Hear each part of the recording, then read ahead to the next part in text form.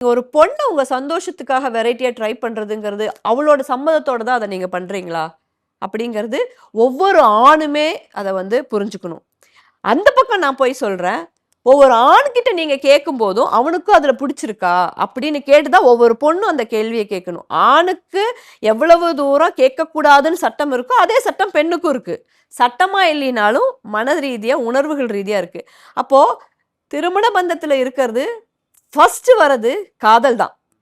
எனக்கும் அவருக்கும் புடிச்சிருந்தா மட்டும் தான் நாங்க குடும்பமே நடத்த முடியும்.